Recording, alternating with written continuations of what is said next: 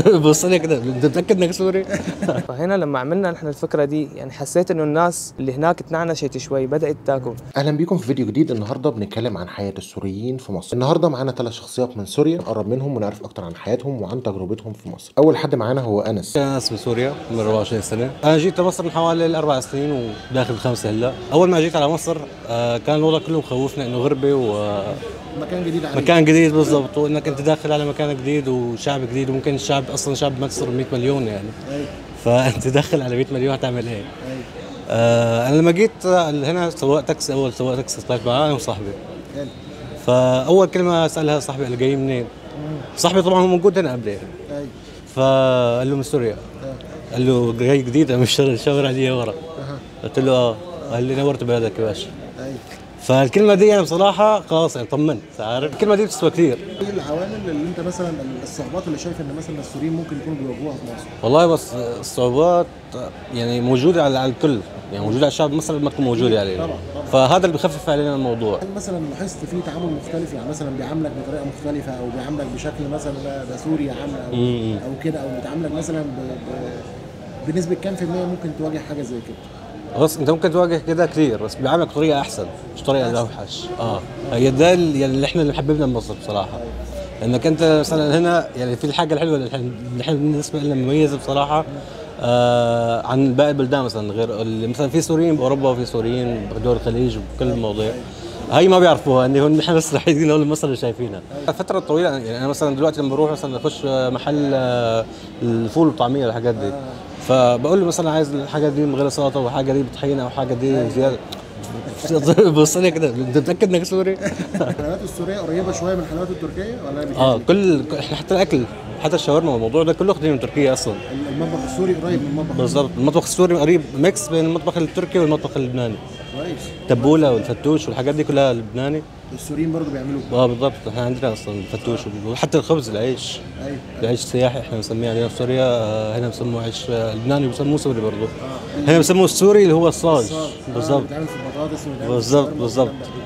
بس احنا عندنا في سوريا لا، ده اسمه صاج والعادل واللبناني اسمه سياحي. ايوه. ايه الحاجه اللي بتخلي مثلا البيزنس السوري ناجح؟ يعني ان انا مثلا لما تخش مطعم او لما تخش مثلا محل ملابس او كده، ايه العوامل اللي بتخلي الحاجه دي ناجحه؟ تمام. قال لك انا اللي شفته او اللي بعرفه، اول شيء احنا كشعب بنحب الشغل، يعني هي نقطه كثير مهمه. يعني هون مثلا مع طبعا احترام للشباب المصري والشباب الشعب المصري. لا وكل حد وليه بالضبط، ليه عنده عادات وكذا. يعني مثلا هون الشباب عندهم عادات اساسيه، الشغل قعد القهوه. ايوه. بعد مثلا خلص شغل بيرجع بيقعد بالقهوه. ايوه. ممكن عندهم عاده سيئه ثانيه، مثلا انا كان معي اصحابي اللي شغالين معايا. مثلا هو شغال مثلا النهارده عشان 100 جنيه نفرض. تمام. يجي لي شغل ب 100 ثانيه يقول لك لا خلاص انا اشتغلت 100 بتاعتي، طلعت الاكل والشرب بتاعي وخلاص اكتفيت على كده، عايز اروح اقعد القهوه اشوف حياتي. احنا عندنا بتفكيرنا اصلا ما ينفعش انا اروح من الشغل او اخلص شغل ولسه في شغل موجود، حتى لو من غير مرتب، حتى من غير اضافي. ده شغل. مركزين في الشغل بشكل رئيسي ومفيش حاجه بتعطلهم عن ان هم ينتجوا بشكل افضل ويحسنوا من نفسهم ويثبتوا ان هم قادرين على النجاح. وده تقدر تشوفه بكل سهوله من محلات سوريه ومطاعم سوريه ومحلات حلويات وفي كل مكان. نقطه ثانيه مهمه ان معظم الشغال اللي شايفهم هنا في مصر او في اي بلد ثانيه من مدينه عندنا اسمها حلب. حلب اهل التجاره. الاطفال عندهم من هم صغيرين بيربوهم على حب العمل وان هم يبذلوا مجهود في عملهم. يعني تلاقي مثلا الولد من عنده 5 سنين ولا 6 سنين ينزل مع ابوه على الشغل على التجاره. ما شاء الله. بيتعلم تجاره على طول. يعني بص ممكن تلاقي جاي من مصر، جاي لمصر هنا مع مثلا 1000 جنيه بجيبه. ما شاء الله. تجي له بعد شهرين تلاقي عنده مصنع. يعني موضوع المصريين هم اقرب ناس لنا، خلي بالك. وانا قلت لك بالتعليق انه احنا اللي بيننا وبينكم في صله رحم. السوريين موجودين في دول كتير في العالم، ولكن الود التلقائي والحب اللي موجود ما بين الشعب المصري والشعب السوري هو اللي خلى مصر تعتبر هي الواجهه المفضله بالنسبه لهم. حضرتك عايش في مصر بقالك كام سنه؟ انا دلوقتي بقالي من 2013. انا اخذت فكره هنا عن المصريين. يعني المصريين شعب يعني بسيط، ما عندوش الحقد. الناس اللي انا اتعاملت معهم فعلا كلهم كويسين، وكلهم ولاد ناس، وكلهم محترمين، وكلهم بيحبونا. امورنا هنا بمصر بخير من كل النواحي. يعني اذا كان في عقبات هي عقبات الاقامات بس مش اكثر. ان كان على الكرت الاصفر وان كان الاقامه العاديه فبتاخذ دور، يعني بتاخذ وقت. بتاخذ وقت شويه. كانت الاول صعبه، انما دلوقتي لا، اسهل شويه. اسهل بس الوقت، يعني هي الوقت. بس الوقت. افكار كتير ومشاريع مختلفه، زي فكره زياد ان هو يعمل صفحه على الفيسبوك لتوصيل الطلبات من مصر لسوريا. لما انا عملت صفحه يعني كان هدفي انه بدي الناس السوريين اللي هون يعني يتعاطفوا ويتكاتفوا مع اهلهم اللي بسوريا. فاجى ببالي انه ايام الوحده بين سوريا ومصر كان في مذيع سوري لما كان في عدوان هون على مصر، قال لك من دمشق هنا القاهره.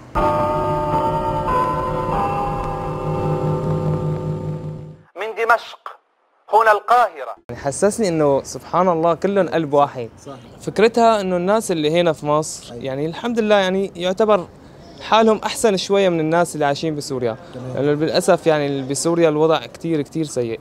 ليه نحن ما نكون اهل البلد نفسهم؟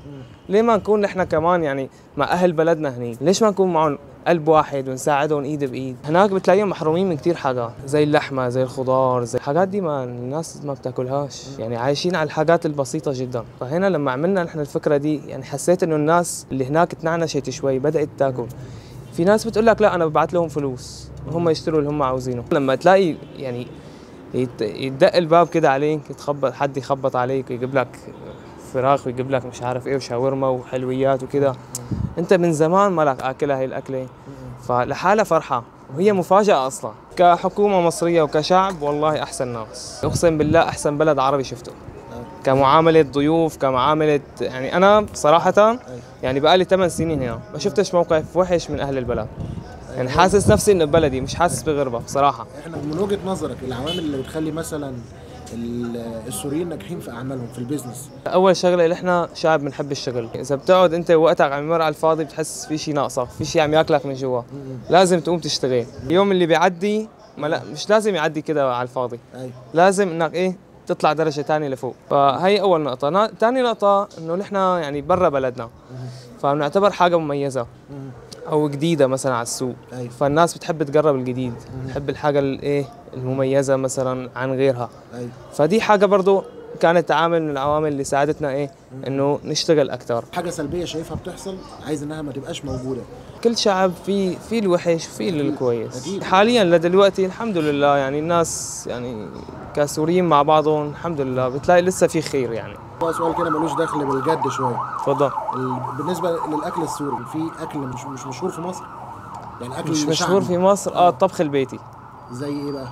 هلا عندك المحاشي عندنا مختلفة عن هنا. الملوخية احنا بنعملها بشكل ثاني، انتوا بتعملوها زي الشوربة كده. ايوه. عندنا شيش برك مثلا بتبقى زبادي جواها زي العجينة ولحمة وكده.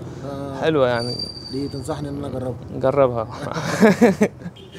تشرفني والله. اهلا وسهلا باي وقت. بعد مقابلتنا مع السوريين في مصر قدرنا نعرف سر نجاحهم، وهو الاجتهاد في العمل وانك تبذل اقصى ما في وسعك وتدفع نفسك لاقصى حدودك عشان توصل للنجاح. كده الفيديو بتاعنا يبقى خلص. اتمنى يكون الفيديو عجبكم. لو عجبك الفيديو ما تنساش تعمل لايك وشير، ولو مش مشترك في القناه انزل دلوقتي واشترك في القناه علشان خاطر تشوف كل الفيديوهات الجديده بتاعتنا اول باول.